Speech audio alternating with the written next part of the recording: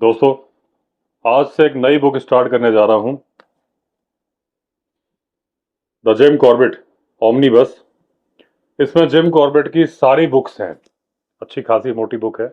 और इसमें man eaters of Kumaon, the temple tiger and more man eaters of Kumaon, the man eating leopard of Rudraprayag, my India, jungle lore और tree tops, Jim Corbett की 6 books हैं।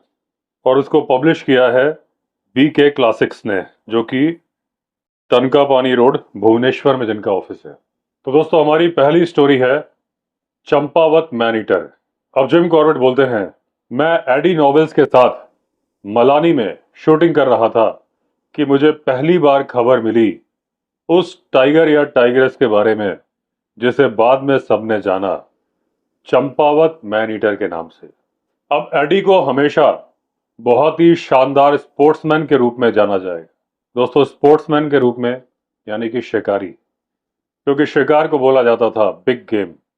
AD के पास अच्छा खासा storage था शिकार यार्न्स का, और जिंदगी में एडी के पास वो सब कुछ था जिसकी कि एक इंसान कल्पना करता है। उसकी जो राइफल थी, उसका जो अचूक निशाना था, उसके तो क्या ही कहने। शायद ही कोई दूसरी बंदूक ऐसी होगी जिसका इतना सटीक निशाना होगा। एडी का एक भाई था जो कि बेस्ट निशानेबाज था। एडी का एक दूसरा भाई था जो आर्मी में था और बेस्ट टेनिस प्लेयर था। तो जब मुझे एडी ने बताया कि उनके ब्रदर इन लॉ, जो कि बेस्ट शिकारी थे, उनकी ड्यूटी लगाई गई है चंपावत मैन ईटर को गोली मारने के लिए, तो मुझे लगा सब कुछ अच्छा ही होगा। और उन्होंने अपना अच्छा खासा वक्त जानवरों के शिकार में बिताया होगा। लेकिन जो भी कुछ कारण थे, वो टाइगर को मार नहीं पाए। और गवर्नमेंट में बहुत ज्यादा एंग्जाइटी थी, यानी सरकारी अफसर बहुत ज्यादा परेशान थे। और जब जिम कॉर्बेट 4 साल के बाद नैनीताल पहुंचे, तो ये परेशानी उन्हें दिखाई दी। टाइगर को मारने पे बहुत बड़ा इनाम रखा गया था। अलग अलग जगह से बड़े बड़े शिकारी बुलाए गए थे। गोरखा लोग भेजे गए थे अल्मोड़ा कि टाइगर से मुकाबला कर सकें। इतना सब करने के बावजूद टाइग्रेस मर नहीं रही थी, लेकिन इंसान मारती जा रही थी, एक के बाद एक। अब वो जो टाइग्रेस नेपाल से इंडिया आई थी, तो अच्छी खासी मैन ईटर बन चुकी थी, क्योंकि उसने 200 से ज्यादा लोग मार दिए थे। अब जब नेपाल में 200 आदमी मार दिए थे, तो वहां की सरकार परेशान हुई। सारे उपाय किए गए टाइग्रेस को मारने के लिए, लेकिन वो उपाय कामयाब नहीं हो पाए। तो उसके बाद हथियारबंद लोगों ने एक बड़ी बीट ऑर्गेनाइज करी और उस टाइग्रेस को खदेड़ दिया भारत की सीमा के अंदर।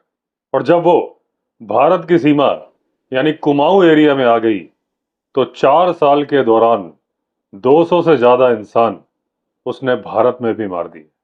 तो इस तरह से कुछ कहानी थी।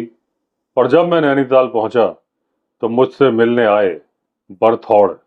बरथौड़ उस टाइम पर नैनीताल के डिप्टी कमिश्नर थे। हालांकि बाद में बड़ी ही दर्दनाक मौत हो गई, और अब उनकी कब्र है हल्द्वानी में। बरथौड़ एक ऐसे इंसान थे जिन्हें हर कोई प्यार करता था। बहुत ही कुशल प्रशासक थे और बहुत ही अच्छे इंसान थे। और जब बरथौड़ मुझसे मिलने आए, बहुत ज्यादा परेशान लग रहे थे। उनकी एंजाइटी सामने नजर आ रही थी। और उन्होंने मुझसे वादा लिया कि वादा करो कि तुम चंपावत टाइग्रेस को मारने के लिए जाओगे। और मैंने वादा किया कि जैसे ही वो अगला शिकार किसी इंसान को बनाएगी, मैं चंपावत जाऊंगा।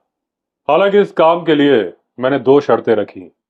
पहले तो इस टाइग्रेस को मारने के ऊपर जितने भी इनाम घोषित किए गए हैं, वो सारे वापस ले लिए जाए। और जितने भी स्पेशल शिकारीज बुलाए गए हैं अलग अलग इलाकों से, उन्हें वापस भेज दिया जाए। और जो इनाम वापस हटाने की बात और शिकारी वापस बुलाने की बात मैंने बोली थी, उसका कारण साफ था। बहुत सारे लोग बोलते हैं कि जिम कॉर्बेट अवार्ड के लिए शिकार करते हैं, तो ये मैसेज ना जाए, इसलिए आप रिवार्ड कैंसिल कर दीजिए, क्योंकि मुझे रिवार्ड नहीं चाहिए। और दूसरा, किसी शिकारी की गोली से दुर्घटनावश मेरी मौत ना हो जाए, इस बात के लिए आप शिकारी वापस बुला लीजिए।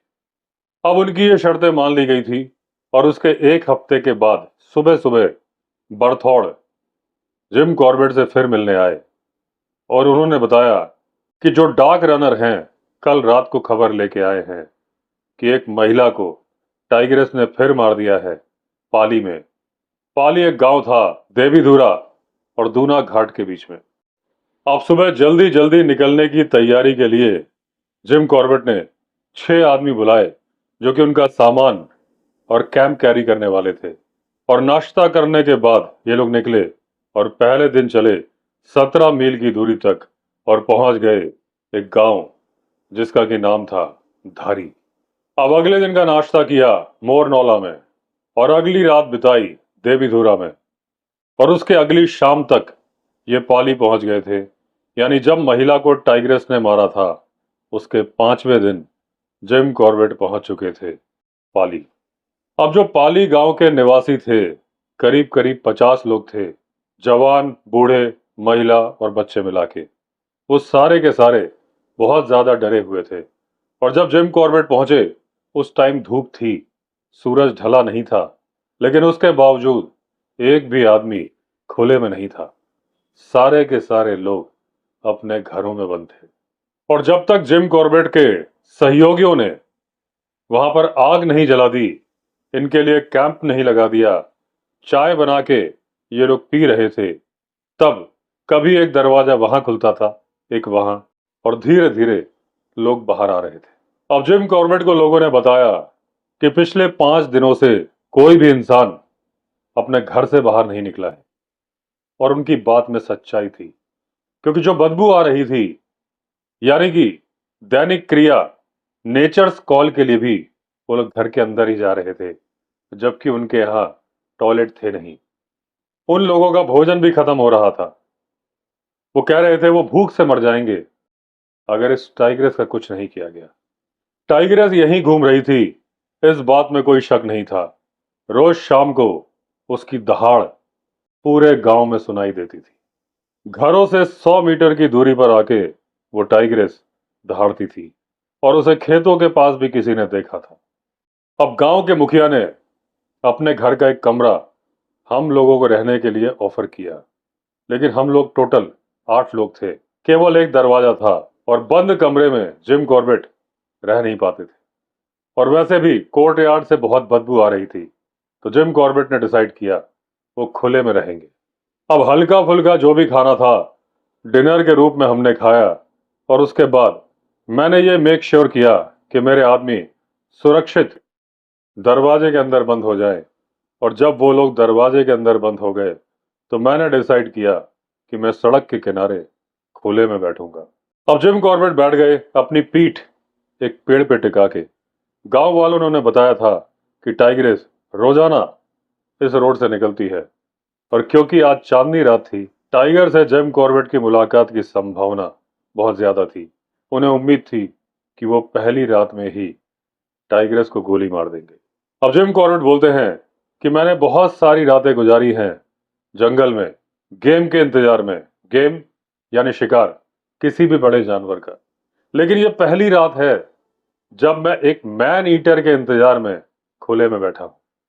अब जिम कॉर्बेट जिस रोड के किनारे बैठे थे उसमें अच्छी खासी चांदनी यानी चंद्रमा की रोशनी आ रही थी, लेकिन उस रोड के आसपास जो पेड़ थे और उनकी जो शैडो आ रही थी, उस जगह पर जिम कॉर्बेट को दिखाई नहीं दे रहा था। और जब हवा चली और उन पेड़ों की पत्तियां और टहनियां हिली, तो छांव में या परछाई में जिम कॉर्बेट को ऐसा लगा कि 10-12 टाइगर इधर से और उधर से उनकी तरफ ही बढ़ रहे हैं। और जिम कॉर्बेट को डर लगने लगा। उन्होंने सोचा उन्होंने बहुत बड़ी गलती कर दी है जो इस तरह से बैठ गए हैं। अब वो उस मैन ईटर की दया पर निर्भर हैं। अब जिम कॉर्बेट को वापस गांव जाने में डर लग रहा था। उन्होंने सोचा मैंने अपने आप खुद के लिए ये क्या आफत मोल ले ली। अब जिम कॉर्बेट के दांत किटकिटा रहे थे, थोड़ा ठंड की वजह से, थोड़ा डर की वजह से। जैसे तैसे ऐसे वैसे जिम कॉर्बेट ने वो डरावनी रात गुजारी। अब जब आसमान से हल्का हल्का उजाला दिखने लगा तो मैंने अपना सर अपने घुटनों पर रख दिया, और जब मेरे आदमी मुझसे मिलने के लिए आए तो उन्होंने मुझे इसी स्थिति में पाया। मेरा सर घुटनों पर रखा था, मैं गहरी नींद में था। टाइग्रेस का कहीं अता पता नहीं था। अब जब मैं गांव वापस आया तो गांव के जितने आदमी थे वो मुझे देख के आश्चर्यचकित हो रहे थे। उन्हें यकीन नहीं हो रहा था कि मैं खुले में बैठा और उसके बावजूद मैं जिंदा हूं। अब मैंने गांव वालों से कहा कि मुझे उन जगहों पर ले चलो जहां पर समय समय पर टाइग्रेस ने इंसानों की जान ली है, लेकिन वो लोग वहां जाने में डर रहे थे। उन्हें डर था कि वो वहां पर जाएंगे तो कहीं टाइग्रेस उन्हें वहीं ना मार दे। उन्होंने अपने पहाड़ी घरों के बरामदे में खड़े होकर ही दिखा दिया, उंगली के इशारे से, कि वो देखिए सामने वो जो जगह है, आखिरी हत्या टाइग्रेस ने वहां पर की है। यानी कि वो महिला जिसके मरने की खबर बर्थॉर्ड ने जिम कॉर्बेट को दी थी, उसे टाइगर ने वहां मारा था। सामने पहाड़ी दिख रही थी और जिम कॉर्बेट को बता दिया गया कि उस पहाड़ी का जो शोल्डर है, लास्ट एंड है, वहां पर टाइग्रेस ने उस महिला को मारा था। गांव की लड़कियां और महिलाएं, जो करीब संख्या में 20 के आसपास रही होंगी, बांझ के पत्ते इकट्ठा करने गई थीं। तब ये घटना घटी जब टाइग्रेस ने उस महिला पे हमला कर दिया। अब गांव की महिलाएं वो घटना बताने के लिए उत्सुक थीं और उन्होंने घटना बताई कि दोपहर के बाद वो लोग चारा लेने के लिए गए पशुओं के लिए। करीब आधा मील दूर पहुंचे और उसके बाद सारी महिलाएं पेड़ के ऊपर चढ़ गई। अब जो बाघ का शिकार हुई थी वो महिला और उसके साथ दूसरी 2 महिलाएं, उन्होंने जो पेड़ चुने वो रवीन के एकदम नजदीक थे। हर महिला एक अलग पेड़ पर चढ़ती थी, दराती से पत्ते काटती थी। जो पत्ते नीचे गिरते थे वो उसके होते थे। कंफ्यूजन ना हो इसलिए कभी 2 महिलाएं एक पेड़ पे नहीं चढ़ती थी, नहीं तो बाद में डिस्प्यूट होगा कि किसने कितने पत्ते काटे। अब वो जो रवीन था वो करीब 4 फीट गहरा था और 10 से 12 फीट चौड़ा था। अब जब उस महिला ने देखा कि उसने पर्याप्त पत्ते काट लिए हैं तो उसने तय किया कि वो नीचे उतरेगी, उन पत्तों को समेटेगी, उनका गट्ठा बना देगी। टाइग्रेस धीरे धीरे नजदीक पहुंच रही थी। अभी वो महिला पूरी तरह से उतरी भी नहीं थी कि टाइग्रेस पिछले पैरों पे खड़ी हो गई और उस महिला के पैर को पकड़ लिया। जैसे ही टाइग्रेस ने उस महिला को पकड़ा, उस महिला ने जिस डाल को पकड़ा था उसको मजबूती के साथ पकड़ लिया, लेकिन टाइग्रेस की पावर के सामने उस महिला की पावर कहां थी। टाइग्रेस ने जब उसे नीचे खींचा तो उसकी खाल भी चिपक गई उस डाल पे जिस डाल को उसने मजबूती से पकड़ा था। टाइग्रेस उस महिला को लेके रवीन में चली गई और वहां पर उसने अपने मुंह की ग्रिप छोड़ दी। अब जैसे ही टाइग्रेस ने उस महिला को छोड़ा, वो जल्दी जल्दी उठने की कोशिश करने लगी, लेकिन तभी टाइग्रेस ने उसकी गर्दन को जकड़ लिया और उसके बाद छलांगे मारती हुई झाड़ियों में गायब हो गई। अब ये जो घटनाक्रम हुआ था, ये उन 2 महिलाओं से जो कि उस औरत के साथ थीं, कुछ फीट की दूरी पर हुआ था, और बाकी जितनी महिलाएं थीं अलग अलग पेड़ पे, सबने ये घटना किसी ने पास से तो किसी ने दूर से देखी थी। अब जैसे ही टाइग्रेस नजरों से ओझल हुई, दहशत से भरी हुई महिलाएं और लड़कियां गांव की तरफ भागी। अब जब महिलाएं घर में पहुंची तो गांव के पुरुष खेतों में काम करने के बाद लंच करने के लिए घर में आए थे, और जब उन्हें यह घटना मालूम चली, सारे लोग एक साथ जमा हुए। किसी ने डंडा लिया, किसी ने भरमार बंदूक, किसी ने बर्तन, लाठी। सारे लोग चल पड़े उसी दिशा की तरफ। आगे आगे पुरुष थे, पीछे पीछे महिलाएं। अब सारे लोग पहुंच गए उस रवीन के पास जहां से मुंह में दबोच के उस महिला को टाइग्रेस झाड़ियों में भागी थी। अब वहां पहुंच तो गए, लेकिन सवाल ये उठता था कि अब करें क्या। आपस में सारे बात कर रहे थे कि क्या करना चाहिए। किसी की हिम्मत नहीं हो रही थी कि आगे झाड़ियों की तरफ जाए। जब उन लोगों की बहस का कोई निष्कर्ष नहीं निकला तो टाइग्रेस ने सोचा, मैं ही निष्कर्ष निकाल देती हूं। उसने 30 फीट की दूरी से जोरदार दहाड़ लगाई। वो दहाड़ सुननी थी। एक के बाद एक सारे आदमी यहां वहां तितर बितर होकर भागने लगे और सारे के सारे भागते हुए पहुंचे गांव में और वहां एक दूसरे पर लांछन लगाने लगे कि मैं पहले नहीं भागा था, तुम पहले भागे थे। ये मालूम ही नहीं चल रहा था कि पहले कौन भागा था, क्योंकि सारे दहाड़ सुनते ही भाग पड़े थे। किसी ने दूसरे को देखा ही नहीं था कि भाग रहा है कि नहीं। अब जब काफी देर बहस चली और ये मालूम चला नहीं कि कौन पहले भागा था, तब लोगों ने कहा था कि अगर तुम नहीं डर रहे हो, तुम नहीं डर रहे हो, तुम भी नहीं डर रहे हो, तो डर कौन रहा है? और अगर कोई डर नहीं रहा है तो चलो उस महिला को बचाते हैं जिसे टाइग्रेस ले गई है। अब दोबारा आगे बढ़े, फिर लोगों की हिम्मत नहीं रही, पीछे हटने लगे। फिर तिबारा आगे बढ़े। तीसरी बार उस नाले पर जब यह टीम पहुंची तो एक आदमी जिसके पास भरमार बंदूक थी, उसने हवाई फायर कर दिया। अब जैसे ही उसने फायर किया, टाइगर झाड़ी से बाहर आ गई और उसके बाद सारे लोग ऐसे भागे जैसे गधे के सिर से सींग। किसी ने मुड़ के नहीं देखा। गांव आ गए। गांव में किसी ने नहीं पूछा कि तुम पहले भागे कि तुम पहले भागे, क्योंकि अब कोई वापस जाने के लिए तैयार नहीं था। अब जब जिम कॉर्बेट ने पूछा कि जब तुम्हें मालूम था कि झाड़ियों के अंदर टाइगर्स है तो तुमने गोली हवा में क्यों चलाई, झाड़ी की तरफ क्यों नहीं चलाई? तो वो आदमी बोला, टाइग्रेस पहले से गुस्से में थी। अगर मेरी गोली उसे लग जाती और वो मरती नहीं तो फिर वो मुझे जिंदा नहीं छोड़ती। अब उस सुबह 3 घंटे तक जिम कॉर्बेट गांव में ढूंढते रहे, ट्रैक्स तलाश करते रहे, पग मार्क्स तलाश करते रहे और तलाश करते रहे उस टाइग्रेस को कि क्या पता किसी मोड़ पर उस टाइग्रेस से मुलाकात हो जाए। अब एक जगह पर जहां थोड़ा अंधेरा सा था, जिम कॉर्बेट झाड़ियों का मुआयना कर रहे थे, तभी खलीज फीजेंट, वैसी आवाज जो वो डरने पर करता है, वहां से उड़ा। जिम कॉर्बेट का हृदय रुक गया। उनकी धड़कनें फ्रीज हो गई थी और उन्हें उम्मीद थी कि कुछ अच्छा होने वाला है। अच्छा होने वाला है यानी टाइग्रेस आने वाली है। एक जगह पर एक अखरोट का पेड़ लगा था, उसके नीचे जगह साफ कर दी गई ताकि वहां पर बैठ के जिम कॉर्बेट भोजन कर ले। उसके बाद गांव के मुखिया ने कहा कि गांव की महिलाएं गेहूं काटना चाहती हैं। आपसे निवेदन है कि आप बंदूक लेकर वहां खड़े हो जाइए ताकि उन्हें सुरक्षा फील हो। अब जिम कॉर्बेट पूरे दिन खड़े रहे। गांव की सारी महिलाएं फसल काटती रहीं। 5 खेत पूरी तरह से उन्होंने काट लिए। 2 खेत बचे थे लेकिन वो घरों के पास थे, तो मुखिया ने कहा उसे कल काट लेंगे और उसे काटने में उन्हें डर नहीं लगता।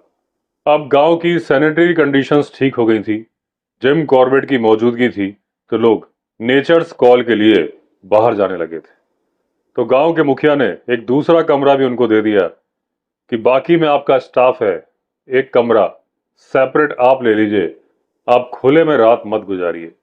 जिम कॉर्बेट उस कमरे में सो गए, लेकिन क्योंकि जिम कॉर्बेट बंद कमरे में सफोकेशन फील करते थे, उन्होंने दरवाजा खुला रखा वेंटिलेशन के लिए।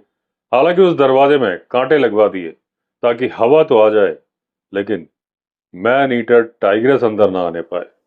तो उस तरह से जिम कॉर्बेट की रात गुजर गई और रात में कुछ भी नहीं हुआ।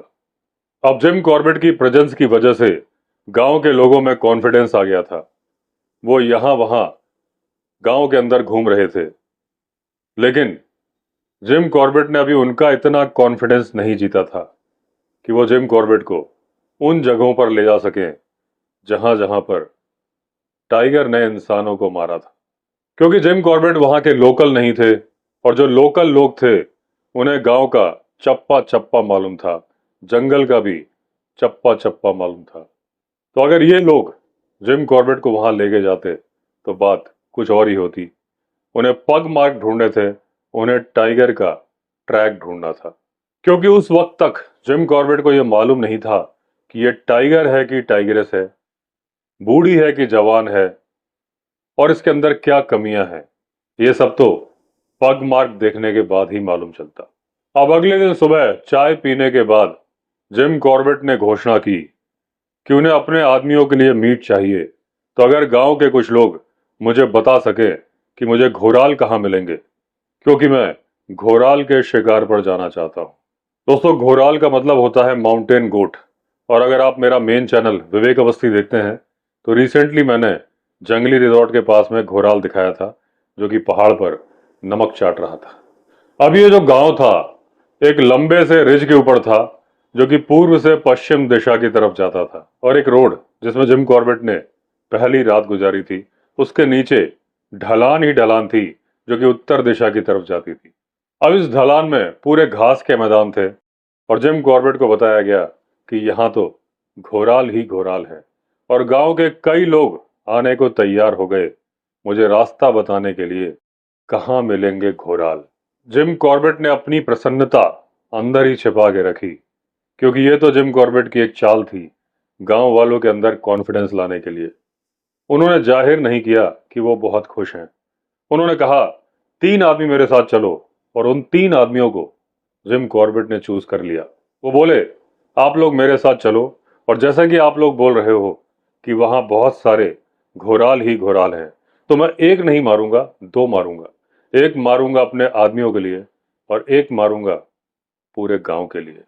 अब बड़ी खड़ी ढलान ये लोग उतरे, लेफ्ट और राइट दोनों तरफ देखा, लेकिन अभी तक घोराल नजर नहीं आए। अब इस पहाड़ी से आधा मील नीचे उतरने के बाद एक ravine था।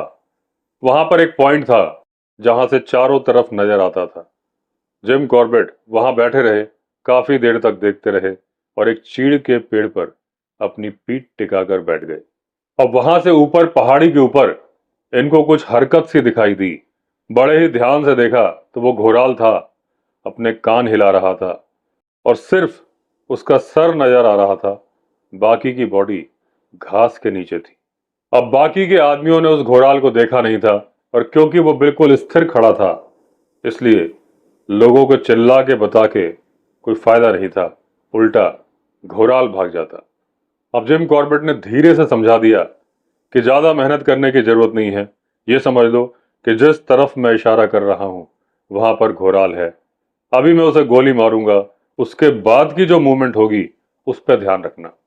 अब जिम कॉर्बेट के पास थी बंदूक, पुरानी मार्टिनी हेनरी राइफल, जो अपने अचूक निशाने के लिए जानी जाती थी।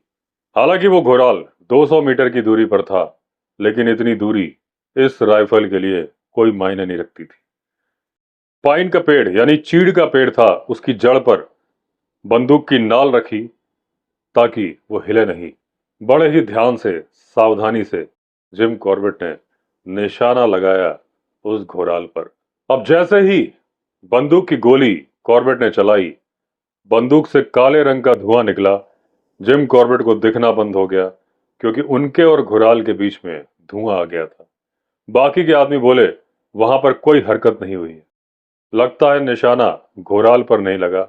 आपने या तो किसी चट्टान पर गोली मार दी है, या फिर मार दी है किसी पेड़ के ऊपर। जिम कॉर्बेट ने राइफल दोबारा लोड की, फिर से निशाना लगाया, और वो जहां पहले निशाना लगाया था वहां देखा कि एक जगह की घास हिल रही है, और घास के पास ध्यान से देखा तो घोराल के पिछले पैर नजर आए। अब देखा तो धीरे धीरे पूरा घोराल घास से बाहर निकल आया। वो लुढ़क रहा था। लुढ़कते लुढ़कते उसकी स्पीड बढ़ती जा रही थी। अब लुढ़कते लुढ़कते वो घोराल एक घनी घास में चला गया, दिखाई देना बंद हो गया, और उसकी वजह से 2 घोराल जो कि घास में थे डिस्टर्ब हो गए, डर गए। अब उन घोराल ने एक अलार्म कॉल लगाई, और उसके बाद भागे पहाड़ी के ऊपर। अब निशाना थोड़ा नजदीक लगाना था। जिम कॉर्बेट ने बड़े वाले को चूज किया, और इंतजार कर रहे थे कि ये कब धीमा होगा, और जैसे ही वो धीमा हुआ, बंदूक की गोली उसकी पीठ में धंस गई। अब गोली की आवाज से जो बचा हुआ घोराल था वो घबरा गया। उसने अपनी पोजीशन चेंज की, फिर भागना शुरू किया। अब गोली उसके कंधे के अंदर घुस गई। अब जिम कॉर्बेट बोलते हैं कि आप अगर देखिए तो ये बड़ा ही मुश्किल शॉट था, असंभव सा था। जिस पोजीशन में मैं लेटा था, 60 डिग्री का एंगल था, 200 गज की दूरी थी, एक छोटा सा घोराल, उसके गले में सफेद निशान देखना था, और उसका निशाना लेकर गोली चलानी थी।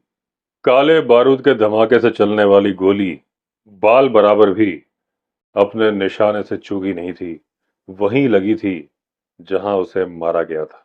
और उसके बाद जब एक घोड़ाल नीचे आ रहा था, जहां आ रहा था वहां दो और घोड़ाल थे, और जब उनको भी मार दिया तो अब दो और घोड़ाल भी नीचे लुढ़क रहे थे। इंसान गांव वाले देख के आश्चर्यचकित थे, क्योंकि इसके पहले कभी उन्होंने राइफल को एक्शन में देखा नहीं था। अब उन लोगों के मन से उस टाइम पर मैन ईटर का डर निकल गया था, क्योंकि वो रवीन जहां पेड़ और जंगल भी था वहां दौड़ के जा रहे थे उन घोराल को उठाने के लिए, क्योंकि वो घोराल उन्हें मिलने वाले थे। अब इस घटना का जो प्रभाव हुआ वो बहुत बड़ा प्रभाव हुआ। एक तो गांव वालों को मैंने मीट दे दिया था खाने के लिए, दूसरा उनका भरोसा भी जीत लिया था। अब वो जो तीन आदमी जो कि जिम कॉर्बेट की मदद के लिए गए थे वो हीरो बन चुके थे। लोग उनसे पूरा घटनाक्रम पूछ रहे थे। जब उन घोराल की खाल उतारी जा रही थी तो वो आदमी किस्से सुना रहे थे बाकी के गांव वालों को। जिम कॉर्बेट दूर बैठ के ब्रेकफास्ट कर रहे थे और उन्हें सुनाई पड़ रहा था। वो आदमी बोल रहे थे कि साहब ने तो 1 मील की दूरी से गोली मार दी, और सिर्फ गोली ही नहीं मारी, ऐसी गोली मारी कि गोली लगने के बाद वो सारे घोराल साहब के कदमों तक लुढ़कते हुए आ गए। अब दोपहर का भोजन करने के बाद गांव के मुखिया ने जिम कॉर्बेट से पूछा, आप कहां जाना चाहते हैं और कितने आदमी चाहते हैं जो कि आपके साथ जाएं? जिम कॉर्बेट ने उन तीन आदमियों में से दो आदमी चुन लिए जो पिछली बार उनके साथ शिकार गए थे, और बोले, मुझे केवल वो जगह देखनी है जहां पर उस टाइगर या टाइग्रेस ने इंसानों को मारा है। अब इस गांव में रहने वाले सभी लोग हिंदू थे, और वो किसी भी मरे हुए व्यक्ति का अंतिम संस्कार करते हैं। अगर टाइगर किसी को खा लेता है, पूरा शरीर मिले ना मिले, जितना भी मिलता है ये उसका अंतिम संस्कार करते हैं, भले ही वो मिला हुआ हिस्सा कुछ हड्डियां क्यों ना हो। लेकिन ये जो महिला जिसको अभी टाइगर ने शिकार किया था, इसका अंतिम संस्कार नहीं हुआ था। तो उसके रिश्तेदारों ने रिक्वेस्ट की कि जब आप जंगल में जाएं और अगर उस महिला का कोई भी बॉडी पार्ट मिले, कृपया उसे ले आए, क्योंकि हमें उसका अंतिम संस्कार करना है। अब कॉर्बेट बोलते हैं कि बचपन से ही मैं स्टडी करता था जंगल साइंस की, यानी जंगल के निशान, और इस केस में भी जंगल के निशान के रूप में मेरे पास थे चश्मदीदों के बयान, यानी उन महिलाओं के बयान जिन्होंने टाइग्रेस को अपने सामने उस महिला को ले जाते हुए देखा था। लेकिन जो आई विटनेस के बयान होते हैं उन पर हमेशा भरोसा नहीं करना चाहिए, लेकिन जो जंगल के निशान होते हैं यानी जंगल साइंस, वो हमेशा भरोसे के काबिल होते हैं। अब जब घटना स्थल का अध्ययन किया तो जिम कॉर्बेट को मालूम चला कि जिस कंडीशन में, जिस पोजीशन में वो पेड़ था, वहां तक पहुंचना बिना किसी के देखे संभव अगर था तो केवल एक ही रास्ते से था, और टाइग्रेस या टाइगर, क्योंकि उस वक्त तक तो पता नहीं था, उसी रास्ते से पहुंचा था, रवीन के रास्ते से। उस रवीन में जिम कॉर्बेट टाइगर के पैरों के निशान ढूंढने लगे, और काफी मेहनत के बाद दो पत्थरों के बीच में उन्हें पग मार्क मिल गया, और पग मार्क देखते ही जिम कॉर्बेट समझ गए कि ये टाइगर नहीं, टाइग्रेस है, और अपनी उम्र से थोड़ा ज्यादा है। अब थोड़ा आगे वो जगह थी जहां पर टाइग्रेस लेटी थी, इंतजार कर रही थी उस महिला का कि वो पेड़ से नीचे उतरे और टाइग्रेस उसे पकड़े। अब ये महिला वो महिला थी जिसने पत्तियों की कटाई सबसे पहले कंप्लीट कर ली थी, या जिसे लगा था कि जितना चारा वो लेके जाना चाहती थी उतना कंप्लीट हो चुका है, तो उसने पहले उतरना शुरू कर दिया। और जिस डाल पर पैर रख के वो उतर रही थी उसका डायमीटर केवल 2 इंच का था। टाइग्रेस ने उसका पूरी तरह से नीचे उतरने का इंतजार भी नहीं किया था। वो अभी उतरी भी नहीं थी, अपने पिछले पैरों पर खड़े होके उसके पैर को पकड़ लिया था, और पैर से पकड़ के उसे नीचे खींच लिया और नाले में ले गई। उस औरत ने ऊपर वाली ब्रांच पूरी ताकत से पकड़ी थी, और जब टाइग्रेस ने खींचा तब भी उस महिला ने उस ब्रांच को छोड़ा नहीं था। बांज के पेड़ की जो रफ स्किन होती है उसमें इस महिला की खाल अटकी हुई थी। हथेली फट गई थी, लेकिन उस महिला ने हथेली छोड़ी नहीं थी। और जिस जगह रवीन में टाइग्रेस ने पैर छोड़ के गर्दन पकड़ी थी, वहां भी उस महिला ने लड़ने की कोशिश की थी। वहां स्ट्रगल के साइंस थे, जमा हुआ खून भी था। अब सूखे हुए खून के निशान रवीन में नजर आ रहे थे। उसे जिम कॉर्बेट ने फॉलो किया, उस जगह पहुंचे जहां पर रखकर टाइग्रेस ने उस महिला को खाया था। अब जिम कॉर्बेट बोलते हैं, ये एक मान्यता है कि मैन ईटर आदमी का सर, हाथ की हथेली और पैर के पंजे छोड़ देता है। लेकिन मेरा यह मानना है कि अगर उसे परेशान ना किया जाए, पूरा मौका दिया जाए, तो कई बार वो सब कुछ खा लेता है, यहां तक कि खून से सने हुए कपड़े भी खा लेता है। एक बार ऐसा हुआ था, लेकिन वो दूसरी स्टोरी है, मैं आपको बाद में सुनाऊंगा। अब इस जगह पर जिम कॉर्बेट ने देखा तो उस महिला के कुछ कपड़े थे और कुछ हड्डियां पड़ी थी। एक साफ कपड़े में उन्होंने वो हड्डियां समेट ली, क्योंकि अंतिम संस्कार करने के लिए इतनी हड्डियां भी काफी थी। अंतिम संस्कार करके इसकी राख को गंगा नदी में प्रवाहित किया जाना था। अब चाय पीने के बाद जिम कॉर्बेट दूसरे घटना स्थल पर बढ़ चले।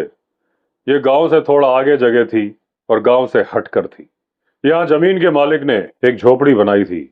यहाँ पर जो झोपड़ी का मालिक था, वो, उसकी पत्नी और उसके बच्चे रहते थे। एक लड़का था, दो लड़कियां थी। दोनों लड़कियां घास काट रही थी। तभी टाइग्रेस अचानक से प्रकट हुई और बड़ी लड़की को उठा के ले गई। अब जो छोटी लड़की थी, वो भागी टाइग्रेस के पीछे कि टाइग्रेस मुझे पकड़ ले, लेकिन मेरी बहन को छोड़ दे। और ये घटना लोगों ने अपनी आंखों से देखी, जो दूर खेत में काम कर रहे थे। अब जो छोटी महिला अपनी बहन को बचाने के लिए पीछे भागती रही, टाइग्रेस बहन को झाड़ियों में ले गई, उसकी बहन को नीचे रखा, फिर पलटी छोटी बहन की तरफ उसको पकड़ने के लिए। एक बड़ी सी दहाड़ मारी। अब वो लड़की डर गई, भागी गांव की तरफ कि लोगों को बताऊंगी कि क्या हुआ है। हालांकि गांव वाले दूर से ही देख रहे थे और उन्हें मालूम था कि क्या हुआ है। अब महिला जब भागती हुई पहुंची, बहुत ज्यादा डर गई थी, सांस नहीं ले पा रही थी, और उस कोशिश में, एंजाइटी की पोजीशन में जब वो बोलने की कोशिश कर रही थी, तो उसके मुंह से आवाज नहीं निकल रही थी। और मालूम चला उस महिला ने सदमे की वजह से अपनी आवाज खो दी है। अब जिम कॉर्बेट जब उससे मिलने गए तो वो एक जगह कपड़े धो रही थी।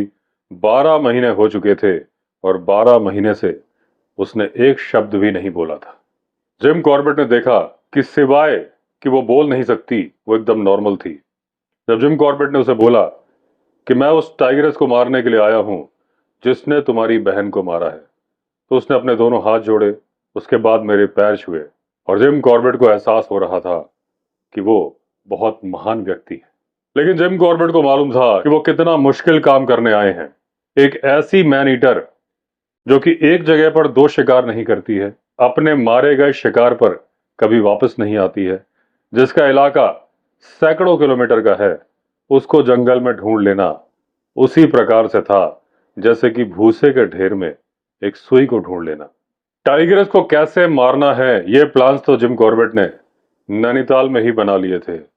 और कई तो प्लान ऐसे थे जिनके लिए दिमागी घोड़े दौड़ाए गए थे, लेकिन अब वो दिमागी घोड़े मैदान पर नजर नहीं आ रहे थे। दूसरा, जिम कॉर्बेट की परेशानी ये थी कि कोई ऐसा था नहीं जिससे जिम कॉर्बेट सलाह ले पाए, क्योंकि ये कुमाऊं क्षेत्र का पहला मैन ईटर था। लेकिन फिर भी मेहनत तो की जानी थी, कुछ तो किया जाना था। जिम कॉर्बेट 3 दिन तक सुबह से लेकर शाम तक जंगलों में घूमते रहे। हर उस जगह पर वो गए जहां पर गांव वालों ने बोला था कि टाइग्रेस मिल सकती है या कभी देखी गई थी। अब यहां पर मैं आपको एक अफवाह के बारे में बता दूं जो पहाड़ों पर चलती थी इस मौके पर और दूसरे कई मौकों पर। और वो ये थी कि अगर महिला की साड़ी पहन ली जाए तो मैन ईटर उस तरफ अट्रैक्ट होता है। तो जिम कॉर्बेट बताते हैं कि मैंने किसी महिला की साड़ी उधार ली, अपनी ड्रेस में उसको लपेटा, कई मौकों पर पेड़ पे चढ़ गया, पत्ते काटने लगा, बहुत मौकों पर जमीन में बैठ के घास काटता रहा, लेकिन किसी भी मौके पर मैन ईटर आई नहीं। 2 मौकों पर शायद मैन ईटर आई थी, मुझ पर घात लगाई थी। एक मौके पर वो एक पत्थर के पीछे थी और एक मौके पर गिरे हुए पेड़ के पीछे थी। दोनों ही मौकों पर उसने मुझे मौका नहीं दिया था कि मैं उसे गोली मार सकूं। अब क्योंकि मुझे लग रहा था कि टाइगरेस इस इलाके को छोड़ के चली गई है, तो जिम कॉर्बेट ने डिसाइड किया कि वो पाली छोड़ के चंपावत जाएंगे, जो कि 15 मील की दूरी पर था, पाली की पूर्व दिशा की तरफ। पाली के लोग बड़े उदास हो गए थे, लेकिन जिम कॉर्बेट को टाइगरेस मारनी थी। जहां भी वो होती वहां जाना था। सुबह सुबह जल्दी निकले, नाश्ता किया दूना घाट में। सूरज ढलते ढलते ये चंपावत पहुंच चुके थे। इस इलाके की पगडंडियां और रोड्स बड़ी खतरनाक मानी जाती थी, और कोई भी आदमी जिसे एक गांव से दूसरे गांव जाना होता था या फिर बाजार जाना होता था, अकेला नहीं जाता था, कई लोगों की भीड़ में जाता था। अब जब हम चले तो हम 8 लोग थे, लेकिन अलग अलग गांव से लोग जुड़ते गए, और जब हम चंपावत पहुंचे तो हम लोग थे 30 लोगों का ग्रुप। अब हमारे इन 30 लोगों के ग्रुप में एक आदमी ऐसा था जो कभी 20 लोगों के ग्रुप में चंपावत जा रहा था। जिस रोड पर चंपावत जाते हैं, उस रोड पे एक जगह ऐसी आती है कि सामने एक पहाड़ी चलती है कई मील तक। रोड से वो जगह करीब 50 गज की दूरी पर है। अब 2 महीने पहले की बात है, 20 लोग चंपावत जा रहे थे। वही जगह जिसके बारे में अभी जिक्र किया, वहां से किसी महिला के जोर जोर से चिल्लाने की आवाज आ रही थी। हम सारे लोग डर गए, डर के मारे एक साथ जमा हो गए, क्योंकि उस महिला की आवाज नजदीक आती जा रही थी। थोड़ी देर में देखा, टाइगर एक नेकेड महिला को कैरी कर रहा है। अब उस महिला के बाल टाइगर के एक तरफ जमीन को छू रहे थे, दूसरी तरफ उस महिला के पैर थे जो जमीन को छू रहे थे। टाइगर ने उस महिला को पीठ से उठाया था, और वो महिला छाती पीट रही थी, मदद की गुहार लगा रही थी।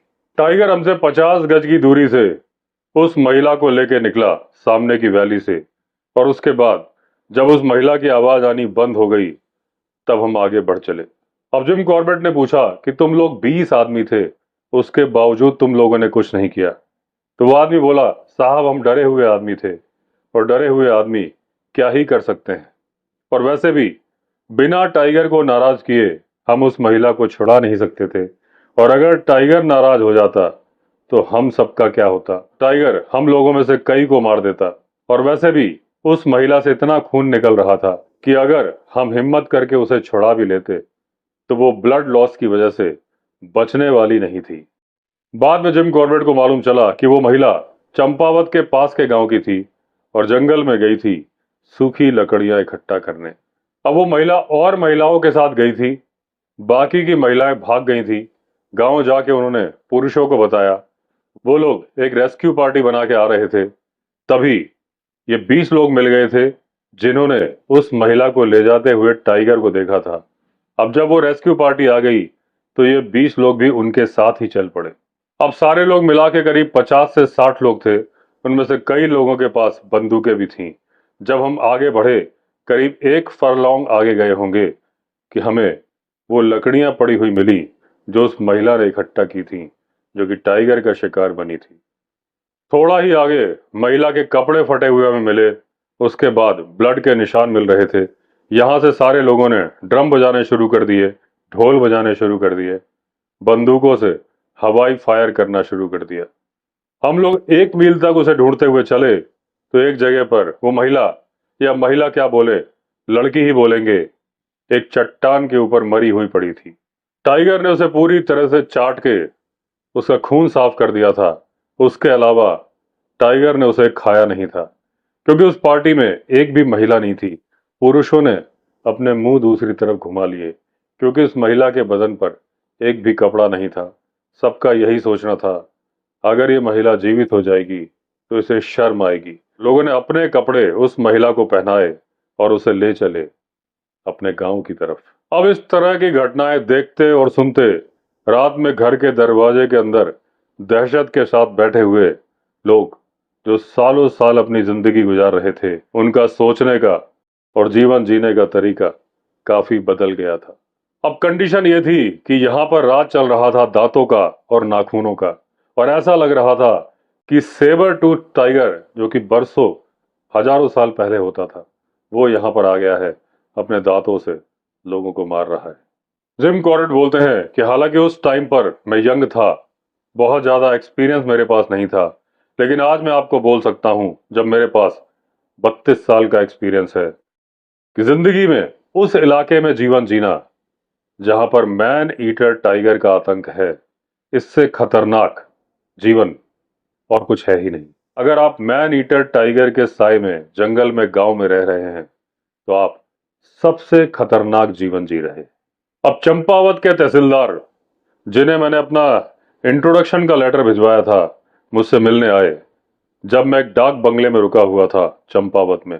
और तहसीलदार ने कहा कि आप दूसरे बंगले में शिफ्ट हो जाइए जो कि इस टाइग्रेस के कार्य क्षेत्र के अंदर ही आता है। अगले दिन सुबह जिम कॉर्बेट तहसीलदार के साथ उस दूसरे बंगले के लिए चले और वहां पहुंच के वरांडे में जब ये नाश्ता कर रहे थे तभी गांव से कुछ लोग आए और उन्होंने बताया कि थोड़ी दूर पर गांव में टाइग्रेस ने एक गाय मार दी है। वो गांव था 10 मील की दूरी पर। तहसीलदार ने माफी मांगी कि उन्हें कुछ जरूरी काम से जाना था। वो बोले वो शाम को मेरे पास आएंगे, रात को मेरे साथ ही इस बंगले में रुकेंगे। अब जिम कॉर्बेट के साथ जो गाइड थे वो काफी तेज चलते थे और वो 10 मील की दूरी जिम कॉर्बेट और उन लोगों ने रिकॉर्ड टाइम में पूरी कर ली। अब गांव आने के बाद जिम कॉर्बेट को पशुशाला में ले जाया गया और वहां उन्होंने देखा कि एक बछड़ा मार दिया गया है लेपर्ड के द्वारा। अब क्योंकि जिम कॉर्बेट बहुत बिजी थे, उनके पास इतना टाइम नहीं था कि वो लेपर्ड को मारने के लिए बैठे, तो उन गाइड्स को उन्होंने कुछ रुपए दिए और वापस चल पड़े फॉरेस्ट बंगलो की तरफ। यहां आके जिम कॉर्बेट ने देखा कि अभी तक तहसीलदार वापस नहीं आए हैं, अभी भी शाम ढलने में थोड़ा समय बाकी था। तो जिम कॉर्बेट उस बंगले के चौकीदार को लेके उस जगह पर गए जहां उसने बताया था कि टाइगर पानी पीने अक्सर यहां आता है। ये वो जगह थी जहां पर एक झरना था और इस झरने का पानी खेतों में सिंचाई के लिए डाइवर्ट किया जाता था।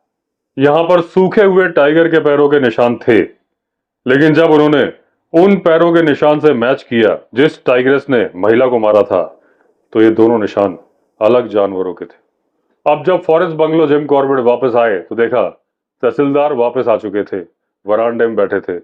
ये तहसीलदार के साथ वरांडे में बैठ गए और अपने पूरे दिन का एक्सपीरियंस शेयर करने लगे। अब जिम कॉर्बेट वाइल्ड गूज चेज के बारे में बता रहे थे, तभी तहसीलदार उठ के खड़े हो गए। बोले, श्रीमान जी क्षमा चाहता हूं, मुझे काफी दूर तक जाना है, देर हो जाएगी, मैं आपसे इजाजत चाहूंगा। जिम कॉर्बेट ये सुन के आश्चर्यचकित हो गए, क्योंकि सुबह ही तो तहसीलदार ने बोला था कि वो शाम को आएंगे और रात को जिम कॉर्बेट के साथ रुकेंगे। अब ये वापस जाने के लिए क्यों कह रहे हैं? अब जिम कॉर्बेट बोलते हैं कि मुझे इस बात की चिंता नहीं थी कि रात को ये यहाँ क्यों नहीं रुक रहे हैं।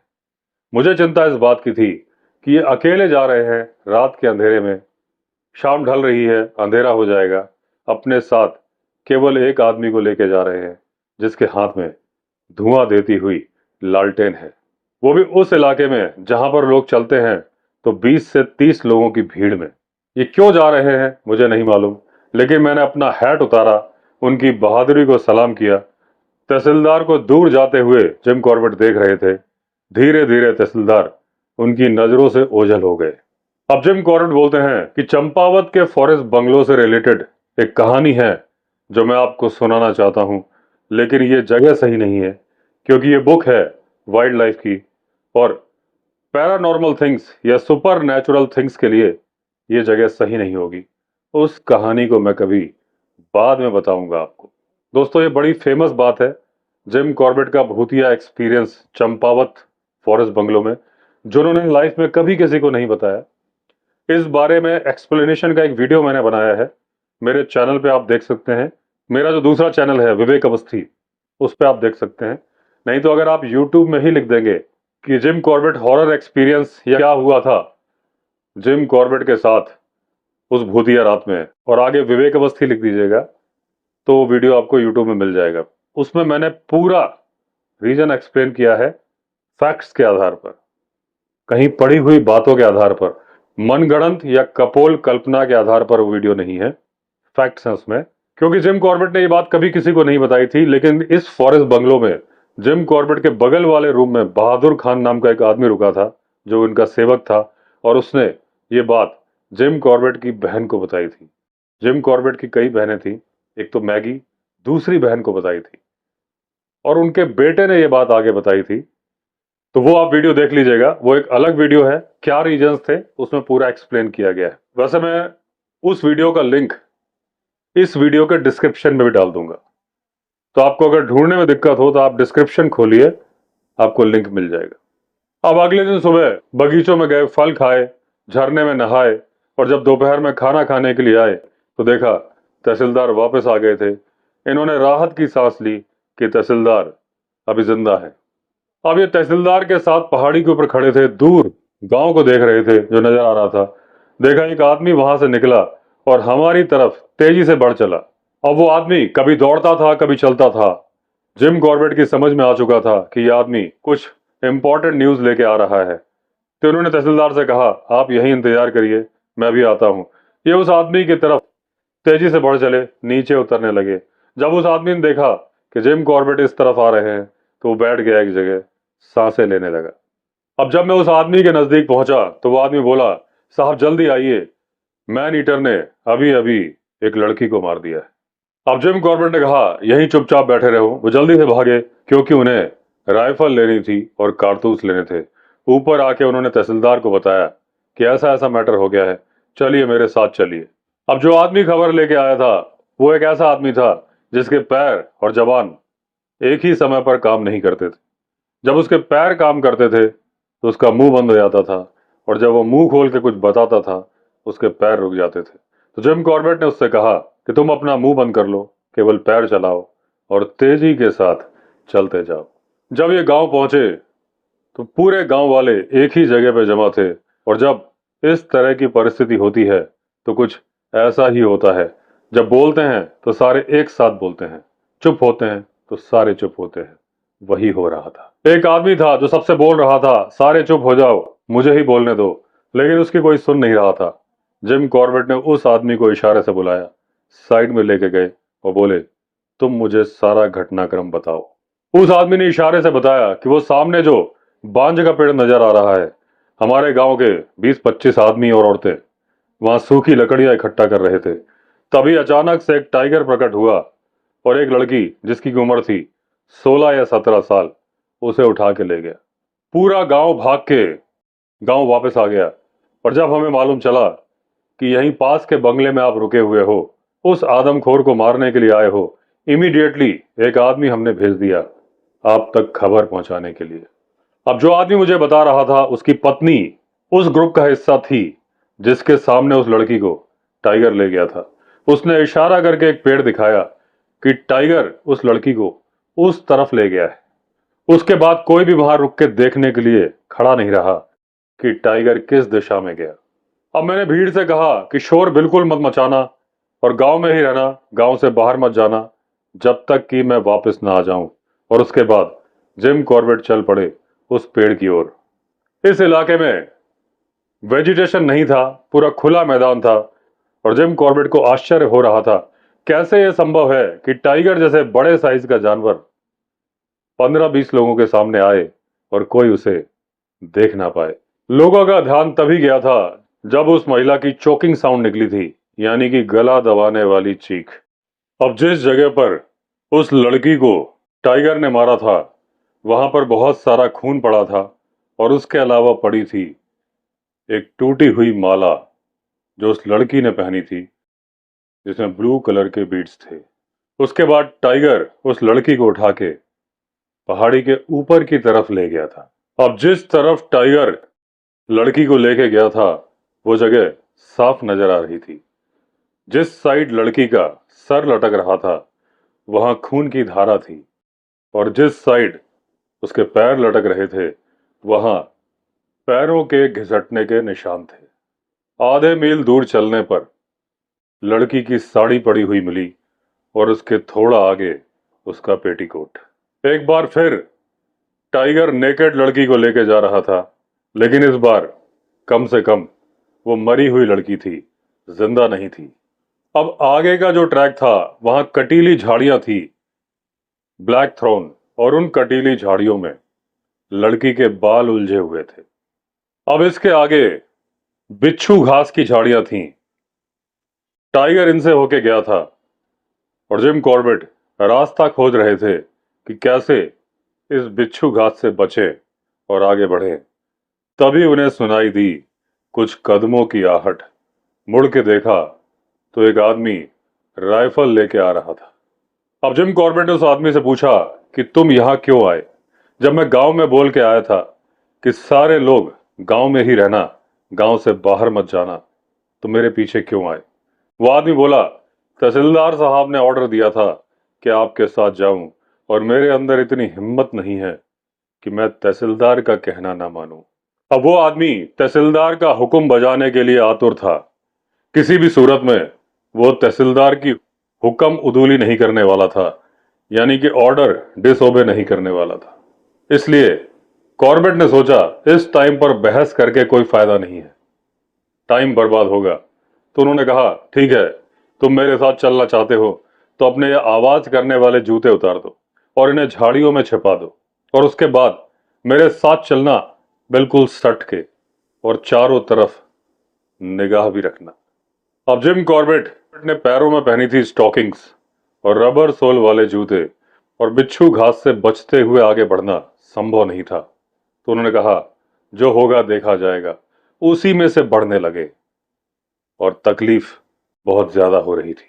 अब जैसे ही बिच्छू घास की झाड़ियां खत्म हुई, टाइग्रेस ने शार्प लेफ्ट लिया था और ढाल की तरफ आगे बढ़ गई थी। इस इलाके में बहुत सारे पहाड़ी बांस थे। 100 गज की दूरी के बाद एक पानी के झरने की तरफ गए थे, जिस झरने से टाइग्रेस बड़ी मुश्किल से निकली थी। पत्थर यहां वहां गिर गए थे। उससे ये बात मालूम चल रही थी कि टाइग्रेस भी गिरते पड़ते ही गई थी। अब 500-600 गज तक जिम कॉर्बेट ने इस पानी के झरने के साथ साथ टाइग्रेस के पैरों के निशान का पीछा किया, और खून के निशान का। अब जो आदमी राइफलधारी कॉर्बेट के साथ चल रहा था, वो परेशान होता जा रहा था, और जैसे जैसे ये आगे बढ़ रहे थे, उस आदमी की परेशानी भी बढ़ रही थी।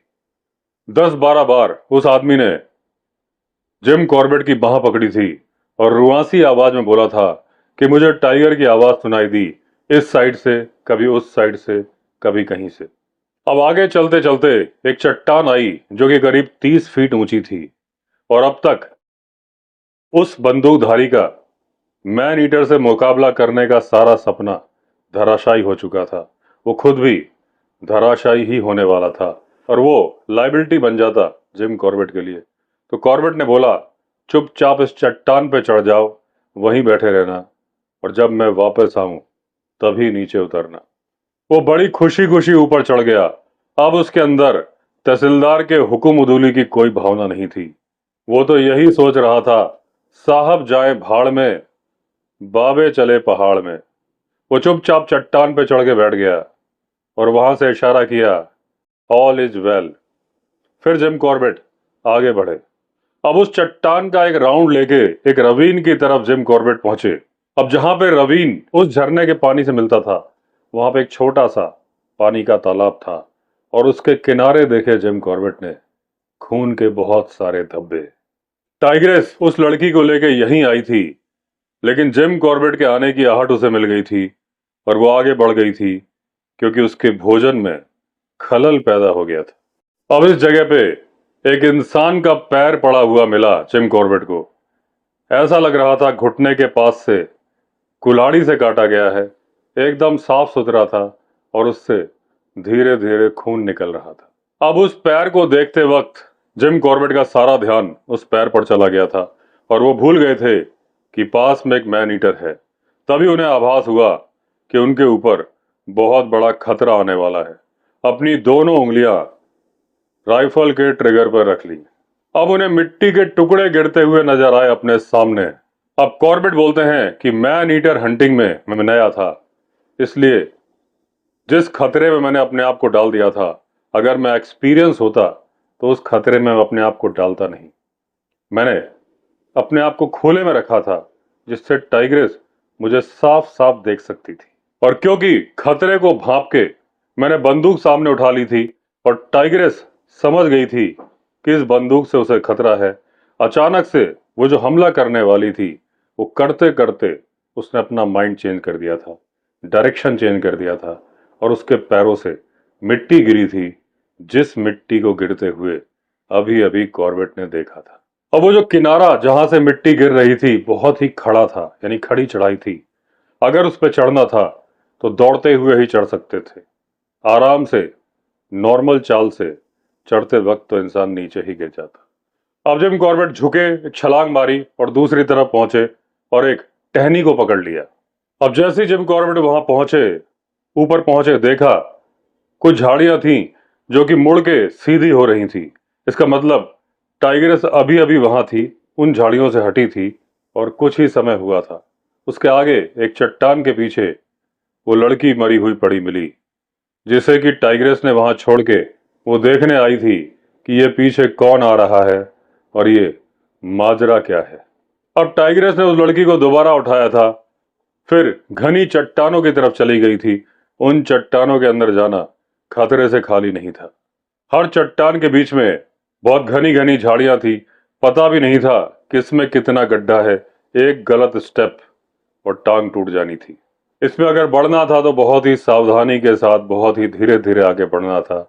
और इस बात का एडवांटेज उठाया था टाइग्रेस ने, जो कि अब अपना भोजन कर रही थी। कम से कम 1 दर्जन जगह ऐसी थीं जहां पर टाइग्रेस ने उस लड़की को नीचे रखा था, आराम किया था। अब खून के निशान से साफ नजर आ रहा था वो कहां जा रही थी। ये उस टाइग्रेस का 436वां, यानी 436 इंसानी शिकार था। और उस टाइग्रेस को आदत थी इंसान को कैरी करने की और पीछे लोगों की पार्टी जो कि ढूंढने के लिए आती थी उसके द्वारा डिस्टर्ब किए जाने की। लेकिन यह पहला मौका था कि कोई इंसान टाइग्रेस का इतनी दूर तक पीछा कर रहा था। अब वो परेशान हो रही थी। अब कॉर्बेट बोलते हैं जिस समय टाइग्रेस ने ग्राउल करना शुरू कर दिया था और जिम कॉर्बेट की पोजीशन ये थी, चारों तरफ चट्टाने, यहां वहां कटीली झाड़ियां।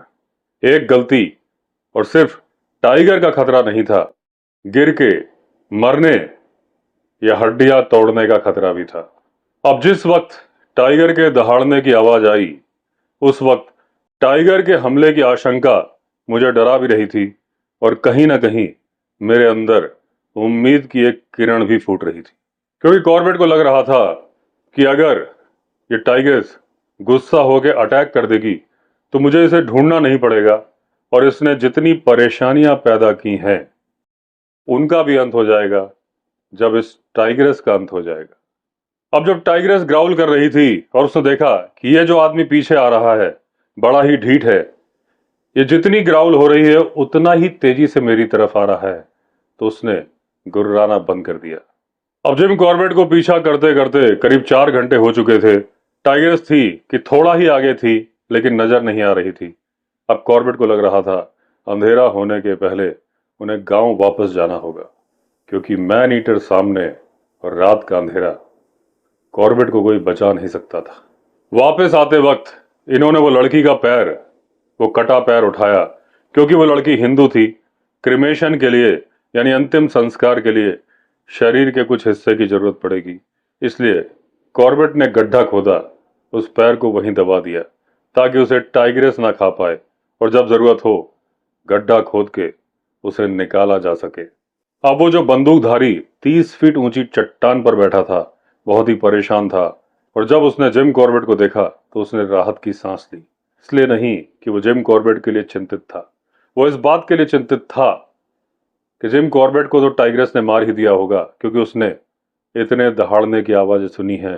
अब वो खुद अकेला कैसे जाएगा गांव में, उसे चिंता थी तो सिर्फ इस बात की, और उसने ये बात स्वीकार भी की जिम कॉर्बेट के सामने। अब जिम कॉर्बेट बोलते हैं कि वो .450 राइफलधारी मेरे पीछे चल रहा था। मुझे डर था कि उसकी बंदूक कहीं मेरे ऊपर ना चल जाए, क्योंकि वो बहुत ज्यादा नर्वस है।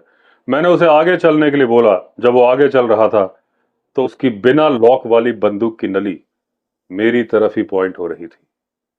तो उस दिन जिम कॉर्बेट ने एक रूल बनाया कि आइबर्टसन को छोड़ के किसी और के साथ वो तब जंगल में नहीं जाएंगे जब उसके पास बंदूक हो। अगर एक बिना बंदूक का आदमी आपके साथ जंगल में चलता है और जहां पर मैन ईटर घूम रहा है तो उसकी जान को खतरा होता है। लेकिन अगर एक बंदूकधारी आपके साथ चल रहा होता है तो खुद आपकी जान को खतरा होता है। अब चलते चलते जिम कॉर्बेट उस जगह पे पहुंच गए जहां उन्होंने उस आदमी के जूते छिपवाए थे। वो आदमी झाड़ी से अपने जूते निकालने लगा, पहनने लगा। जिम कॉर्बेट एक पत्थर पर बैठ गए, सुट्टा मारने लगे और मन ही मन अगले दिन का प्लान बना रहे थे। कॉर्बेट ने सोचा था कि वो टाइगरेस रात में उस लड़की को खा लेगी और पक्का अगले दिन वहीं आराम करेगी। अब क्योंकि टाइग्रेस जमीन पर है, ऐसे उसे ढूंढ पाना आसान नहीं है और अगर उसे डिस्टर्ब कर दिया तो फिर वो इलाका छोड़ जाएगी और दोबारा हाथ नहीं आएगी। तो उन्होंने प्लान किया, एक बड़ी सी बीट ऑर्गेनाइज करते हैं, टाइग्रेस को घेर लेते हैं, वो निकलेगी, मैं गोली मार दूंगा। जिम कॉर्बेट जहां बैठे थे वहां पहाड़ियों का एक एम्फी थिएटर था। वहां पर आबादी नहीं थी। पश्चिम दिशा से एक स्ट्रीम आ रही थी जिसने ये वैली काटी हुई थी। पूर्व दिशा की तरह एक बड़ी सी चट्टान थी और वहां से एक बहुत ही सकरा रास्ता था। वहीं से एक गौज था जिससे सकरे रास्ते में से वो नदी बहती थी।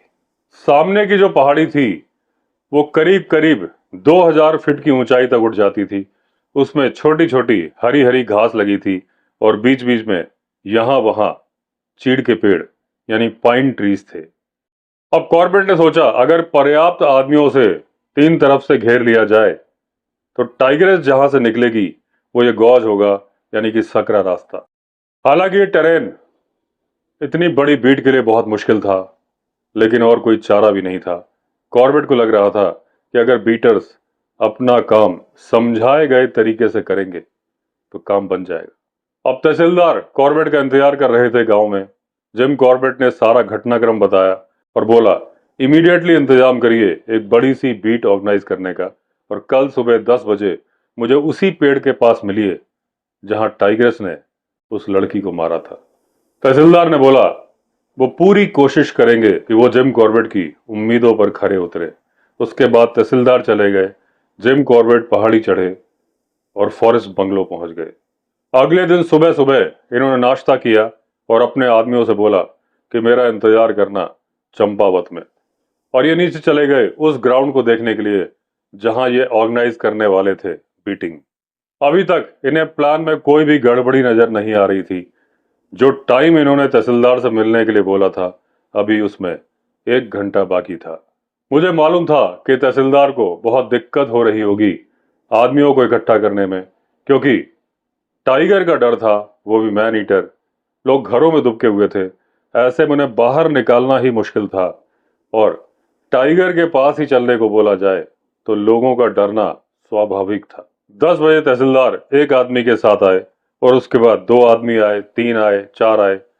दोपहर होते होते 298 लोग आ गए, यानी 300 में सिर्फ 2 कम। अब इतने सारे लोग आए कैसे थे? तहसीलदार ने घोषणा कर दी थी, जिस जिसके पास अवैध हथियार है, अगर वो बीट में आएगा तो उसके हथियार का लाइसेंस तहसीलदार ना तो आज चेक करेंगे, ना ही आने वाले भविष्य में चेक करेंगे।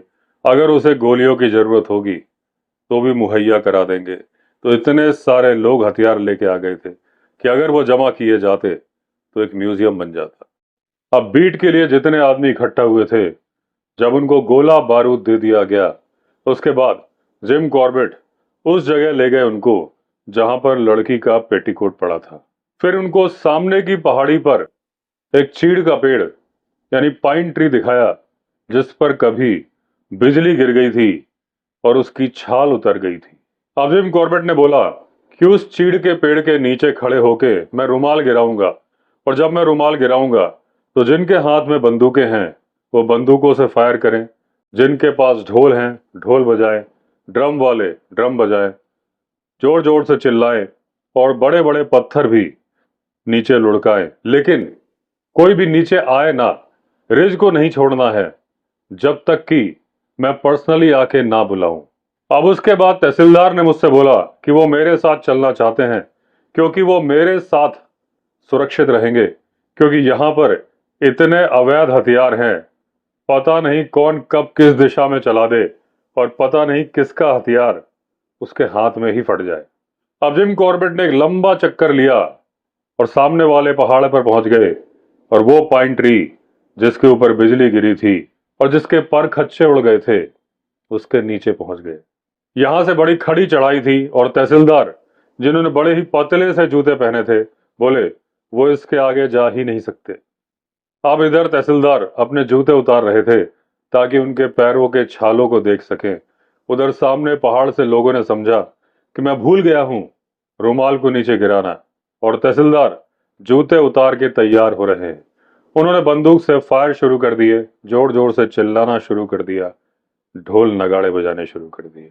जिम कॉर्बेट ने जिस गॉज के पास पोजीशन लेने की सोची थी, वो उससे अभी भी 150 फीट दूर थे, क्योंकि वो बड़ी सावधानी से चल रहे थे, कहीं उनकी गर्दन ना टूट जाए, कहीं उनकी टांग ना टूट जाए, या फिर उनकी कमर ना टूट जाए। ऐसे ऐसे गड्ढे थे, तो वो बकरी की तरह पहाड़ पर कदम जमा के चल रहे थे। अब जब बंदूकें चलनी शुरू हो गई थी तो जिम कॉर्बेट ने भागना शुरू कर दिया था, और गॉज के पास हरी घास का गुच्छा था। इनके पास इतना टाइम नहीं था कि कोई दूसरी छिपने की जगह सोचें। इन्होंने सोचा, भागते भूत की लंगोटी भली, फिलहाल तो ये घास का गुच्छा ही अपनी लंगोटी है। अब ये घास में बैठ गए। घास करीब 2 फीट ऊंची थी, इनकी आधी बॉडी छिपी हुई थी, और पीठ कॉर्बेट की उस तरफ थी जिस तरफ से ये अभी आए थे। जिम कॉर्बेट ने अपना चेहरा उस तरफ किया था जहां से बीट ऑर्गेनाइज हो रही थी, और वो गॉज जहां से जिम कॉर्बेट को उम्मीद थी कि टाइग्रेस आएगी, इनके बाएं हाथ की तरफ थी। अब पूरी क्रांति चल रही थी, बंदूकें चल रही थीं, चिल्ला रहे थे लोग, पत्थर लुढ़क रहे थे, ड्रम बज रहे थे। तभी टाइग्रेस, जिसके आने की उम्मीद कॉर्बेट को अपने बाएं हाथ की तरफ से थी, वो दाएं हाथ की तरफ से 2 रबीन्स के बीच से पहाड़ी से उतर के आ रही थी। दूरी थी करीब 300 गज की।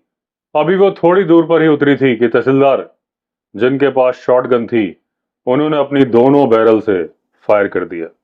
अब जैसे ही 2 बंदूकों की आवाज सुनी, टाइग्रेस जिस रास्ते से आ रही थी वो पलटी और उसी रास्ते से वापस चली गई। वहां घनी झाड़ियां, घना जंगल था, उनमें गायब हो गई। जिम कॉर्बेट ने तुक्के पर टाइग्रेस की तरफ बंदूक उठा के निशाना मार दिया। गोली गई टाइग्रेस के पीछे। अब जो लोग पहाड़ पर बीट कर रहे थे, जब उन्होंने 3 गोलियों की आवाज सुनी, उन्हें लगा टाइग्रेस मर गई। उन्होंने अपने सारे शॉट खाली कर दिए और एक जोरदार चिल्लाहट, जो कि उल्लास की चिल्लाहट थी, उससे इस बात का स्वागत किया। अब जिम कॉर्बेट ने अपनी सांसें रोकी हुई थी। उन्हें लग रहा था ये टाइग्रेस कहीं रिज पे ना पहुंच जाए, और रिज पे जब टाइग्रेस पहुंचेगी तो जो चिल्लाने की आवाज सुनाई देगी, वो आवाज अलग से ही सुनाई देगी। लेकिन तभी टाइग्रेस इनके बाएं हाथ की तरफ, जहां पे वो गॉज थी, वहां स्ट्रीम की तरफ आ गई। .500 मॉडिफाइड कॉर्डाइट राइफल, जब उसकी गोली चली और टाइग्रेस रुकी, जिम कॉर्बेट को लगा कि गोली उसकी पीठ पर लग गई। लेकिन गोली लगी जरूर थी, उसने गर्दन नीचे की थी, थोड़ा पीछे लगी थी। अब टाइग्रेस जिम कॉर्बेट की तरफ घूमी। एक बहुत अच्छा शॉट मिल रहा था। दूरी थी केवल 30 गज की। उसने कान झुकाए, मुंह खोला हुआ था, और वो मैदान छोड़ नहीं रही थी, अभी भी मैदान में कायम थी। जिम कॉर्बेट ने अपनी राइफल अपने कंधे पे लगाई थी और सोच रहे थे, मेरे लिए क्या बेहतर परिस्थिति होगी अगर ये मुझ पे चार्ज कर देगी। क्योंकि जिम कॉर्बेट केवल 3 कार्ट्रिज लेके आए थे, तीनों की तीनों फायर कर चुके थे, क्योंकि उन्होंने सपने में भी नहीं सोचा था कि 2 से ज्यादा कार्ट्रिज की जरूरत पड़ेगी। तीसरी तो इमरजेंसी के लिए लेके आए थे। लेकिन वो घायल शेरनी, उसके अंदर हिम्मत नहीं थी कि वो चार्ज करे। उसने टर्न लिया राइट स्ट्रीम की तरफ। अब वो ऊपर की तरफ चढ़ गई, एक लेज थी, उसके पीछे निकल गई। वहां पर पेड़ लगा हुआ था। टाइग्रेस ने गुस्से में उस पेड़ को छीलना शुरू कर दिया। अब जिम कॉर्बेट ने तहसीलदार से चिल्ला के बोला, अपनी बंदूक मुझे दो। हवा चल रही थी। केवल एक शब्द जो तहसीलदार ने बोला पूरे सेंटेंस में, वो जिम कॉर्बेट को सुनाई दिया, और वो था फीट। जिम कॉर्बेट समझ चुके थे कि तहसीलदार चलने की स्थिति में नहीं है। अपनी राइफल को नीचे झुका के झुकते झुकते वो तहसीलदार की तरफ भागे, उनके हाथ से बंदूक ली और वैसे ही झुके झुके वापस आए। अब जब जिम कॉर्बेट स्ट्रीम के पास में पहुंचे तो टाइग्रेस, जो कि पेड़ को छील रही थी, झाड़ियों में छिपे हुए सामने आ गई। अब टाइग्रेस ऊपर थी, कॉर्बेट नीचे। अब जब निशाना लिया कॉर्बेट ने, तो ये देख के दंग रह गए कि बैरल और बीच के ब्लॉक में 3 इंच का गैप है, यानी गोली चलाते वक्त वो बंदूक फट सकती थी। अब इसके पहले जब 2 बार तहसीलदार ने चलाई थी तब ये बंदूक नहीं फटी, तो अब क्यों फटेगी, ये सोच के जिम कॉर्बेट ने फायर करने की सोची। लेकिन जो उसका ब्लो बैक आने वाला था उससे जिम कॉर्बेट के अंधे होने की पूरी संभावना थी। तो उम्मीद पर दुनिया कायम है और उसी उम्मीद पर कायम थे जिम कॉर्बेट। उन्होंने निशाना लिया टाइग्रेस के मुंह की तरफ और दाग दी गोली। अब या तो इन्होंने ठीक से गोली नहीं चलाई या उस बंदूक की गोली सही तरीके से कैरी नहीं करती थी, निशाना चूक गया। जो निशाना लिया था मुंह में वो लगा उसके अगले पैर में। लेकिन टाइग्रेस घायल थी, अंतिम सांसें ले रही थी और जो आखिरी हिट पड़ा था उसके पैर पे उससे वो लड़खड़ा गई, लुढ़कते हुए नीचे आ गई। अब जिस वक्त टाइग्रेस गॉज की तरफ गई थी उसके बाद से जिम कॉर्बेट बीटर्स के बारे में भूल गए थे। उन्हें यही याद नहीं था कि यहाँ कोई बीटर भी है। अब उन्हें याद आया क्योंकि बीटर्स के चिल्लाने की आवाज आ रही थी और काफी नजदीक से आ रही थी। अब बीटर्स चिल्ला रहे थे, वो है देखो, ये पड़ी है चट्टान के ऊपर, इसे वहां से लाओ और इसके टुकड़े टुकड़े कर दो। अब जिम कॉर्बेट को अपने कानों पर यकीन नहीं हुआ कि इसे वहां से लाओ और टुकड़ों में बदल दो, लेकिन उन्होंने ठीक ही सुना था। अब सारे लोगों ने उस टाइग्रेस को देख लिया था और वो उसके टुकड़े करने जा रहे थे। अब वो टाइग्रेस जिस लेज के पास पड़ी थी वो उन बीटर से दूर था। कॉर्बेट जल्दी से पहुंचे। जनरली कॉर्बेट पत्थर मार के चेक करते थे अपने शिकार को कि वो मर गया कि नहीं मर गया, लेकिन अभी टाइम नहीं था। वो सीधे वहां पहुंचे, देखा टाइग्रेस मरी हुई है और वो बीटर्स कुल्हाड़ी, फरसे, बंदूकें, दराती ये लेके उसी तरफ बढ़ते चले आ रहे थे उस टाइग्रेस को टुकड़ों में बदलने के लिए। चट्टान जो 12 से 15 फीट की ऊंचाई पर थी और उस तरफ से चढ़ना बहुत मुश्किल था। भले ही वो लोग नंगे पैर थे फिर भी ग्रिप बनाना मुश्किल था। अब उन लोगों का गुस्सा जायज था। उन्होंने उनके ऊपर इस टाइग्रेस की वजह से जो बीती थी वो मैं समझ सकता था। उनमें से शायद ही कोई हो जिसका कोई रिश्तेदार इस टाइग्रेस ने मारा ना हो। एक आदमी जो उनका लीडर था सबसे ज्यादा चिल्ला रहा था, अपनी तलवार निकाल के टाइग्रेस की तरफ बढ़ा। वो चिल्लाया, ये शैतान है, इसने मेरी बीवी और मेरे 2 बच्चों को मारा है। लेकिन जब हथियार रखने के लिए बोला गया तो जैसा कि भीड़ में होता है उनका जोश जल्दी ही खत्म हो गया और वो आदमी जो उनको लीड कर रहा था, जिसकी बीवी और 2 बच्चों को इस टाइग्रेस ने मारा था, सबसे पहले अपने हथियार उसने ही नीचे रखे। वो आदमी बोला, साहब हमें माफ कर दीजिए, हम लोग पागल हो गए थे, लेकिन अब हमारा पागलपन खत्म हो चुका है। आप और तहसीलदार साहब हमें क्षमा करें। अब बंदूकें रखी गई और उसके बाद चट्टान से वो टाइग्रेस लोगों को दिखाई, फिर उसको नीचे उतारा गया ताकि सब लोग ठीक से उसे देख सके। जिम कॉर्बेट ने अपनी उंगली से उसके पैर की गोली निकाली और जब टाइग्रेस ऊपर खड़ी थी इनकी तरफ देख रही थी तभी इन्होंने देख लिया था कि उसके मुंह में कुछ गड़बड़ है। अब मुंह खोल के देखा तो उसका ऊपर और नीचे का एक एक कैनाइन टूटा हुआ था। ऊपर वाला आधा टूटा था और नीचे वाला तो हड्डी तक गायब था और ये दांत टूटे थे किसी शिकारी की गोली से। यही वजह थी कि वो नॉर्मल शिकार कर नहीं पाती थी और बन गई थी मैन ईटर। अब लोगों ने मुझसे रिक्वेस्ट की कि इस टाइग्रेस की खाल यहां मत उतारिए, क्योंकि अगर हमारे गांव के महिलाओं और बच्चों ने इस टाइग्रेस को ओरिजिनल हाल में नहीं देखा तो वो कभी यकीन नहीं करेंगे कि उनका दुश्मन अब इस दुनिया में नहीं है। अब 2 लट्ठे काटे गए पेड़ों से और लोगों की पगड़ी धोती से टाइग्रेस को बड़ी सावधानी के साथ उन लट्ठों में बांधा गया। अब उन लोगों ने टाइग्रेस को टांगा और ले चले पहाड़ी के ऊपर अपने गांव की तरफ। अब जब लोग उस टाइग्रेस को लेके जा रहे थे अच्छी खासी भीड़ थी और ऐसा लग रहा था चींटियों की फौज है जो कि अपने शिकार को लेके जा रही है। उस बड़ी फौज के पीछे एक छोटी फौज थी जो कि तहसीलदार को कैरी कर रही थी। अगर रस्सी टूट जाती तो बहुत सारे लोग नीचे गिरते, बहुत घायल होते, लेकिन रस्सी टूटी नहीं, ऊपर पहुंच गए। वहां तहसीलदार और मैं चंपावत की तरफ बढ़ चले। अभी बीच में वो कांटेदार झाड़ियां आई जहां उस लड़की के बाल अटक गए थे और यहां से मुड़ के एक बार फिर जिम कॉर्बेट ने वो एम्फी थिएटर देखा जो कि चट्टानों से बना था जहां पर यह सारी कार्रवाई हुई थी। रास्ते में बीटर्स को उस लड़की का सिर मिल गया था। अब जिम कॉर्बेट को धुआं उठता दिख रहा था जहां उस लड़की का अंतिम संस्कार किया जा रहा था। अब डिनर करने के बाद जिम कॉर्बेट तहसील के कोर्ट यार्ड में खड़े थे। उन्हें बहुत सारी मशालें जलती हुई दिखाई दी। लोग पहाड़ी गाने गाते हुए आ रहे थे। उनके साथ में टाइग्रेस भी थी और लोगों ने टाइग्रेस को रख दिया जिम कॉर्बेट के सामने। अब इतने सारे लोग जब सामने खड़े हों तो टाइगर के स्किन उतारना आसान नहीं है, तो उन्होंने सिर और पंजे धड़ से अलग कर दिए और उन्हें खाल के साथ लटकता हुआ छोड़ दिया और बोल दिया, बाकी का काम बाद में करूंगा। एक पुलिस गार्ड को उस टाइग्रेस के शरीर के पास छोड़ दिया गया। अगले दिन उस टाइग्रेस का धड़, पैर और पूंछ काटे गए और सब लोगों में वितरित कर दिए गए। अब टाइगर की हड्डियां, मांस लोग ताबीज बना के पहनते हैं और उन्हें लगता है कि उनके बच्चों की इससे सुरक्षा हो जाएगी बुरी शक्तियों से। लड़की की उंगलियां जो कि टाइग्रेस खा गई थी, तहसीलदार ने मेरे पास भेजी और वो नैनीताल में नैना देवी मंदिर के पास मैंने गड़वा दी। जब मैं टाइग्रेस की स्किन उतार रहा था तो तहसीलदार भी वहां खड़े थे, बाजार के लोग भी खड़े थे, कई गांव के मुखिया भी वहां खड़े थे। ये लोग तैयारी कर रहे थे अगले दिन के महाभोज की और महा उत्सव की, जिस उत्सव की अध्यक्षता मुझे करनी थी। अब लोग गाते बजाते जा रहे थे क्योंकि सारे रास्ते खुल गए थे जो उस टाइग्रेस ने 4 साल से बंद किए हुए थे। जिम कॉर्बेट ने तहसीलदार के साथ आखिरी सुट्टा लगाया और बोला, अब मैं यहां रुक नहीं सकता। जिस कार्यक्रम की अध्यक्षता ये लोग मुझे करने के लिए बोल रहे हैं, उसकी अध्यक्षता मेरे बदले में आप करें तो मैं अपने आदमियों को लेकर सुबह निकल जाऊंगा, क्योंकि मेरे पास बचे हैं 2 दिन। सुबह सुबह मैं अपने आदमियों के साथ निकल पड़ा। अपने घोड़े में टाइगर की स्किन बांध रखी थी और ये रुके देवीधुरा में। यहाँ पर इन्होंने स्किन की सफाई करी। आज रात ये देवीधुरा में ही रुकना चाहते थे।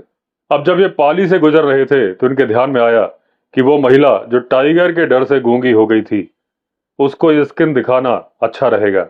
ये आइडिया आते ही उन्होंने घोड़ा छोड़ा और चल पड़े उस महिला के घर की तरफ।